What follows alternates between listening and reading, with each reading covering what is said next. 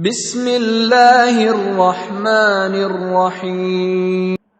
Dua hal yang bisa ditarik dari ibadah puasa. Yang pertama adalah ibadah puasa sebagai satu media yang Allah berikan kepada umat manusia yang beriman untuk mengembalikan manusia kepada aslinya. Yang pertama, mengembalikan manusia kepada aslinya. Apa aslinya manusia? Aslinya manusia, manusia lahir ke dunia tanpa membawa dosa. Itu aslinya manusia. Kullu mauludin yuladu alal fitrah. Manusia dilahirkan dalam keadaan suci, bersih tanpa membawa dosa. Lalu hidup, tumbuh dan berkembang. Banyak manusia yang tidak mampu untuk mempertahankan kesucian dari dosa-dosa itu. Allah Maha Rahman dan Rahim. Lewat ibadah puasa, manusia dibersihkan. Dapat pahala, dihapuskan dosa. Ini kemurahan Allah, Pak. Kepada umat Muhammad. Manusia banyak melakukan dosa, tapi mudah untuk dihapuskannya. Bayangkan. Nabi Adam alaihissalam hanya makan buah khuldi, diusir dari surga. Makan buah khuldi, diusir dari surga. Bagaimana kita bergelimang dosa, Allah tidak pernah mengusir kita. Yang korupsi miliaran triliunan rupiah, diulur aja oleh Allah. Coba, kalau 1 miliar saja Pak, korupsi itu, dibelikan buah apel, berapa banyak sih? Nabi Adam 1 buah diusir dari surga. Tapi khusus untuk umat Muhammad, hanya dengan puasa, dihapuskan dosa. Man shoma Ramadhana imanan wahtisaban ghufira lahu ma taqaddama min dhanbi. Diampuni dosa-dosa yang lalu karena puasa, subhanallah. Ini yang pertama. Yang kedua, media puasa Allah berikan kepada hambanya agar lahir manusia-manusia yang lebih baik dan berkualitas. Kalau kita mampu belajar daripada puasa, lahirlah manusia baru yang lebih berkualitas dan lebih bagus. Karenanya tujuan puasa adalah takwa.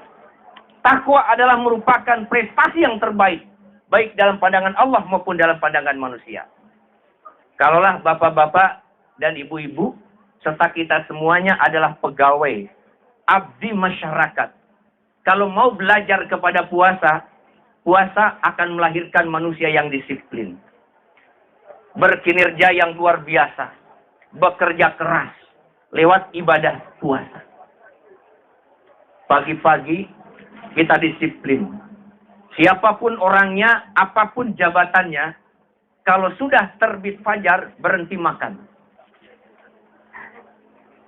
Baru boleh makan siapapun orangnya. Terbenam matahari, masuk maghrib, baru boleh makan. Itu proses disiplin, Pak. Masuk kerja tanggal 5 misalnya.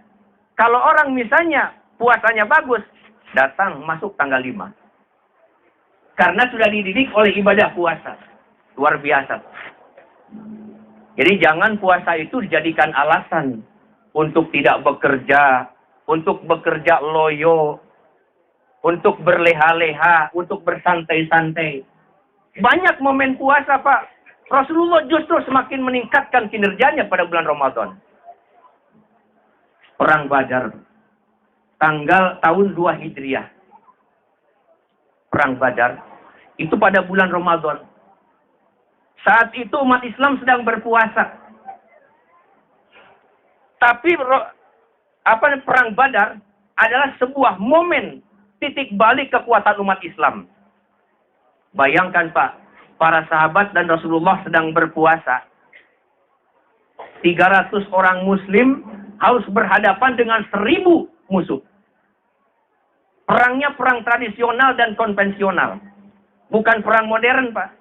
Kalau perang modern bisa saja 1 orang mengalahkan 1 miliar bisa. Cuma yang 1 orang membawa bom. Tinggal pijit tombol habis 1 miliar. Tapi ini perang tradisional. Sama-sama menunjukkan kekuatan dengan pedang atau tumbak. Luar biasa. 1 orang muslim bisa mengalahkan 3,5 orang musuh. Mereka kalah pada bulan Ramadan, Pak. Ingat kemerdekaan Indonesia? Indonesia dinyatakan kemerdekaannya tanggal 17 Agustus. Hari itu adalah hari Jumat. Jam 10 pagi bulan Ramadan, Pak. Jadi jangan dijadikan alasan, Pak. Kalau puasa itu menjadi lemah dalam bekerja. Tidak. Justru puasa mendidik kita. Agar kinerja kita semakin meningkat. Ini lewat ibadah puasa. Luar biasa Pak agama kita.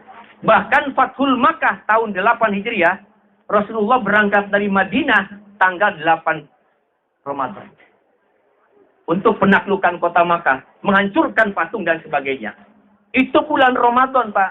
Sampai di Makkah tanggal 16 bulan Ramadan. Pas nuzulul Quran. Jadi yang kedua, puasa itu sebagai media untuk Allah ciptakan manusia itu lebih baik dan lebih berkualitas. Lewat ibadah puasa. Ini hubungan dengan Allah. Hablum minallah melahirkan manusia yang baik. Yang kedua, hablum minan nas. Manusia punya hubungan dengan manusia. Kita jangan menganggap enteng dan ringan hubungan kita dengan manusia. Banyak manusia yang celaka, masuk neraka karena tidak hubungan baik dengan manusia. Tapi sebaliknya, banyak manusia masuk surga karena baik hubungannya dengan manusia. Jadi hubungan manusia itu universal, Bapak Ibu. Tidak ada penyekat, tidak ada ideologi, tidak ada pangkat dan jabatan. Hubungan manusia itu universal. Suatu hari pernah, Bapak Ibu, Rasulullah sedang duduk dengan para sahabat. Bersantai dengan sahabat. Lalu lewat jenazah Yahudi yang sedang diusung. Jenazah diusung. Lewat. Serta-merta Rasulullah yang sedang duduk, beliau berdiri. Menghormat. Diprotes sama sahabat. Ya Rasulullah, bukankah itu jenazah Yahudi? Apa jawaban Rasulullah? Wahai sahabat-sahabatku, bukankah jenazah yang diusung itu adalah manusia? Jawaban yang singkat, padat, dan tepat. Bukankah jenazah yang lewat itu adalah manusia? Maka berhentilah sahabat bertanya. Universal. Sejak zaman para nabi sampai Nabi Muhammad sampai akhir zaman, yang namanya manusia hablum minan nas itu berlaku universal. Suatu hari Nabi Musa alaihissalam melakukan perjalanan.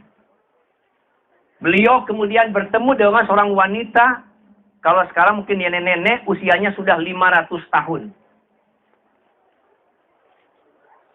Nenek itu kemudian bercerita kepada Nabi Musa. Wahai Musa, usia saya 500 tahun.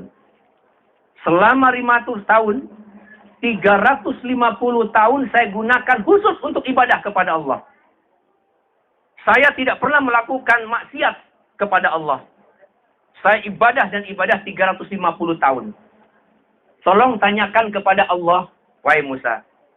Nanti saya di surga, di sebelah manakah tempat saya nanti? Tanyakan kepada Allah. Lalu Nabi Musa menanyakan kepada Allah. Ya Allah, demikian-demikian. Allah menjawab pada Musa. Musa, katakan kepada sang wanita itu, bahwa nanti dia di akhirat akan saya masukkan ke dalam neraka yang paling dalam. Disampaikanlah oleh Musa kepada nenek itu. Nangis habis-habisan Pak nenek itu. Ya Allah, bagaimana mungkin 350 tahun saya ibadah, nasib saya di neraka. Terus dia memikirkan dirinya, siang malam nangis berdoa kepada Allah. Akhirnya dia pun kemudian tidak hanya doa untuk dirinya Pak. Dia memikirkan dirinya.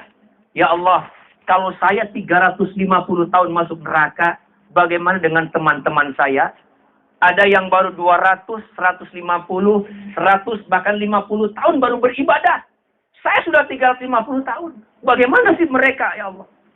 Berpikir tentang orang lain. Terus merenung. Akhirnya dia datang lagi kepada Nabi Musa.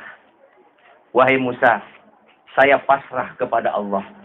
Kalaupun saya harus bernasib masuk ke dalam neraka, Tapi katakan kepada Allah sebuah permintaan dari saya. Apa permintaanmu? Kalau saya harus masuk neraka, saya rela, tetapi satu permintaan. Besarkan, bengkakan badan saya sebesar-besarnya. Untuk apa? Kalau saya masuk neraka, besarkan badan saya. Supaya badan saya bisa menutupi pintu-pintu neraka. Sehingga teman-teman saya tidak akan ada yang masuk neraka. Itu. Sampaikan kepada Allah. Begitu sampaikan kepada Allah, Allah menyatakan lagi kepada Nabi Musa, wahai Musa, katakan kepada wanita tadi, bahwa sekarang sudah saya angkat derajatnya. Dia tidak akan masuk neraka, tapi saya masukkan ke dalam neraka yang paling baik. Masukkan ke dalam surga yang paling bagus. Subhanallah. Hadirin yang berbahagia, apa makna daripada kejadian tadi? Intinya adalah, pada seorang saat manusia, dia hanya memikirkan dirinya sendiri. Tidak lagi peduli kepada orang lain, pada manusia, nasibnya masuk neraka. Tapi pada saat manusia itu memikirkan orang lain, nasib orang lain, berubah nasibnya. Dia masuk ke dalam surga. Karenanya nanti hadirin yang berbahagia, ketika Allah menimbang amal manusia, banyak manusia yang kaget. Ada orang yang kaget, tiba-tiba kok amal buruknya sangat banyak. Ya Allah, saya ibadah kepadamu, mana amal kebaikan saya? Betul, amal kebaikanmu banyak. Tapi engkau juga banyak melakukan dosa kepada manusia. Ghibah, fitnah, namimah, tempatmu dalam neraka. Di neraka tempat. Ada orang yang kaget, ya Allah, saya bukan ahli ibadah. Saya biasa-biasa saja. Saya bukan seorang kiai, saya bukan seorang ulama. Tapi kok kebaikan saya banyak? Betul. Engkau waktu di dunia seperti itu. Tapi engkau waktu di dunia banyak mendapatkan pahala. Engkau banyak dihina. Engkau banyak diejek oleh manusia. Tapi engkau selalu memaafkan kesalahan orang lain. Engkau mendapatkan transfer pahala tempatmu di surga. Subhanallah. Inilah sebuah kebaikan. Jadi kalau ada yang mengatakan tidak ada transfer pahala dan dosa di sana, ada Pak? Nabi sendiri mengatakan, ada manusia yang bangkrut. Jadi manusia kalau hanya baik dengan Allah, buruk dengan manusia, bangkrut. Sebaliknya, baik dengan manusia, buruk dengan Allah, sia-sia.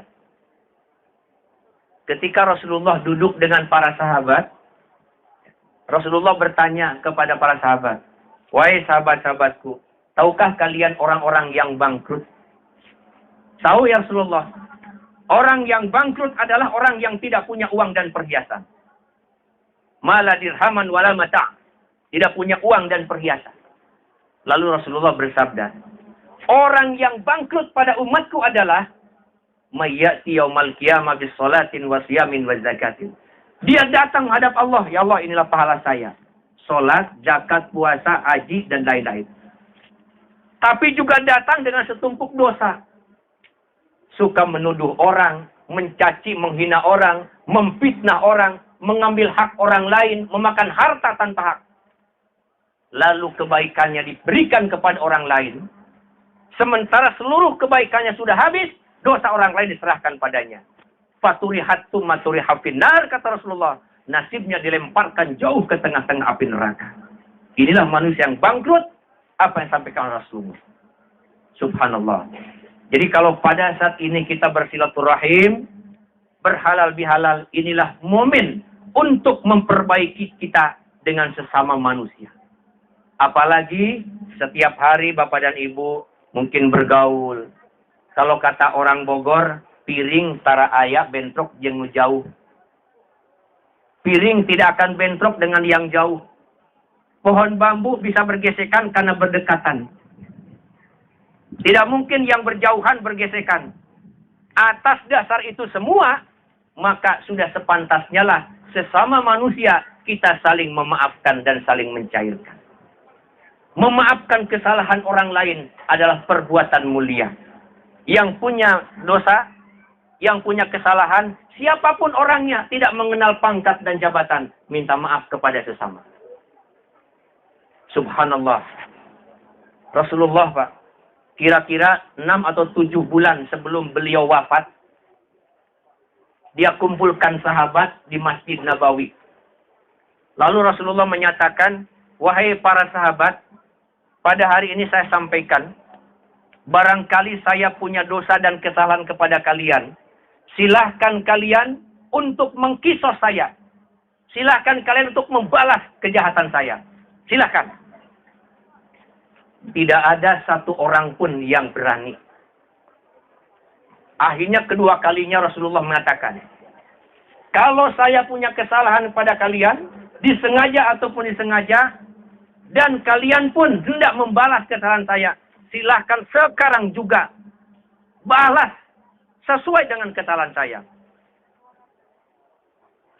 Semuanya terdiam. Sampai 3 kali Rasulullah menyatakan itu. Akhirnya muncul di belakang, Pak, seorang sahabat kecil namanya Ukasah. Ukasah, Pak. Seorang sahabat kecil dan sangat kecil. Bukan kecil orangnya saja, orangnya juga kecil. Ukasah. Tapi dia bukan sahabat besar, orang biasa, Pak. Dia berdiri. Ya Rasulullah, saya. Begitu Ukasah berdiri menyatakan itu, Abu Bakar, Umar, Utsman, Ali kaget semuanya, Pak. Ada apa dengan Ukasah?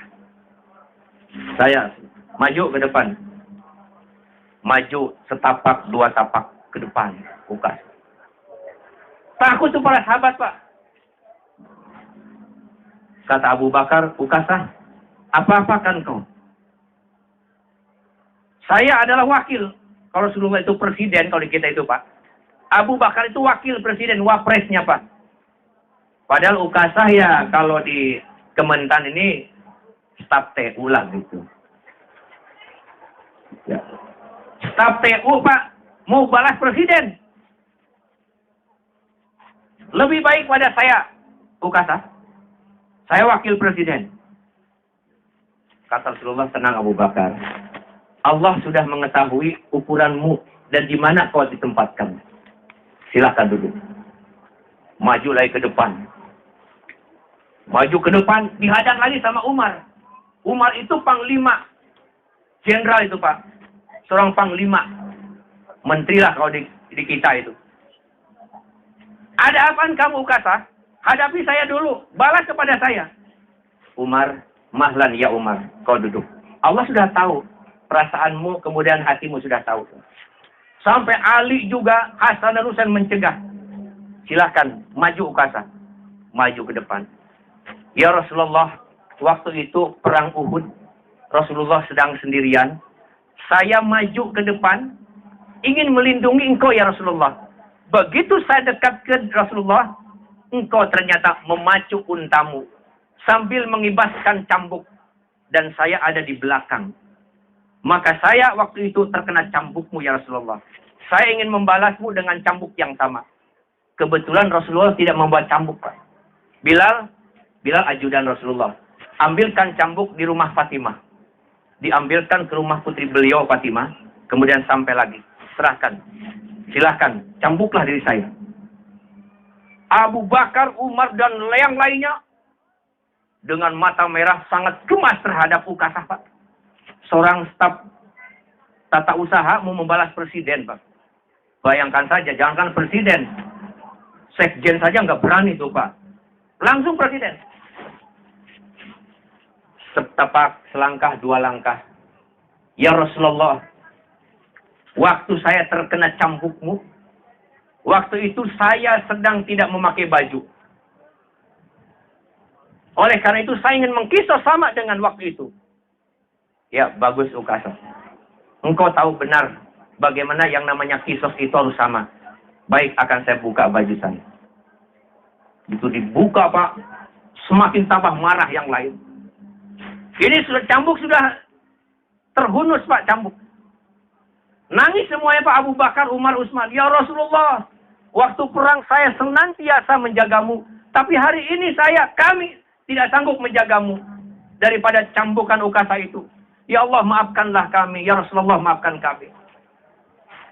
Maju ke depan, Rasulullah membuka baju. Waktu itu tidak ada perempuan, Bu, kebetulan. Di masjid. Oh, kalau ada ibu-ibu, wah, gawat. Cambuk sudah terhunus. Begitu mau terhunus, dicambukkan, dilemparkan oleh Ukasha. Cambuk dilemparkan jauh-jauh, langsung dipeluk badan Rasulullah. Ya Rasulullah, sebenarnya saya bukan hendak mengkisasmu. Bukan hendak membalasmu ya Rasulullah. Tapi saya ingin sekali melihat badanmu yang sangat bagus. Saya ingin memeluk badanmu ya Rasulullah. Nangis semuanya Pak. Subhanallah, luar biasa. Kejadian ini sebagai kejadian yang merupakan pelajaran bagi kita. Bagaimana juga pelajaran pertama adalah seorang pemimpin. Ketika dia punya salah, bagaimana dia minta maaf kepada bawah. Itulah manusia. Berlaku universal, tidak ada atasan dan bawahan. Siapapun orangnya harus saling memaafkan. Karena apa? Masalah dosa dan kesalahan itu adalah hablum minan nas. Allah tidak akan bisa memaafkan kesalahan manusia kalau manusia yang bersangkutan tidak memaafkan. Orang yang punya salah minta maaf itu adalah sikap satria. Orang yang memberi maaf kepada orang lain adalah perbuatan mulia. Subhanallah. Allah sediakan surga bagi orang yang memaafkan kesalahan orang lain. Allah sediakan ampunan kepada orang yang memaafkan kesalahan orang lain. Hadirin hadirat rahimakumullah.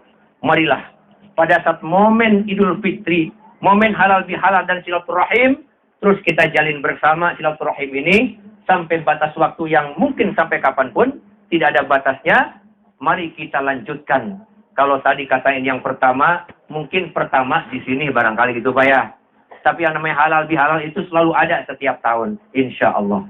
Hadirin hadirat rahimakumullah.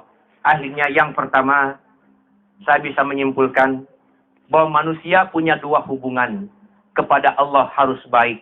Melalui ibadah yang langsung kepada Allah, lahirlah manusia yang baik dan suci. Yang kedua, hubungan kepada manusia harus dijalin dengan sebaik-baiknya. Ayat Al-Quran yang tadi saya baca. Duribat alaihimuddillah. Aynama sukifu illa bihabli minallah wa habli minannas. Manusia akan ditimpakan kebinasaan di mana saja berada, kecuali menjalin dua hubungan yang baik, yaitu hablum minallah wa hablum minannas. Mudah-mudahan kita senantiasa diberkati oleh Allah Subhanahu wa taala, selalu diberikan petunjuk ke jalan yang benar, jalan yang lurus. Pada para pemimpin kita doakan semoga Allah memberikan kekuatan untuk memegang amanah, melaksanakan kepemimpinan dengan sebaik-baiknya. Sebuah amanah sangat berat untuk ditunaikan. Kita doakan mereka, termasuk Pak Sekjen dan sebagainya, kita doakan. Semoga Allah berikan kekuatan untuk megang amanah dengan sebaik-baiknya. InsyaAllah amin ya rabbal alamin. Hadirin hadirat rahimakumullah, demikianlah yang saya sampaikan. Mudah-mudahan ada manfaat. Kurang lebihnya mohon dimaafkan. In uridu illal islahi mastata'tu wa ma taufiqi illa billah. Alaihi tawakkaltu wa ilaihi unib. Wassalamualaikum warahmatullahi wabarakatuh.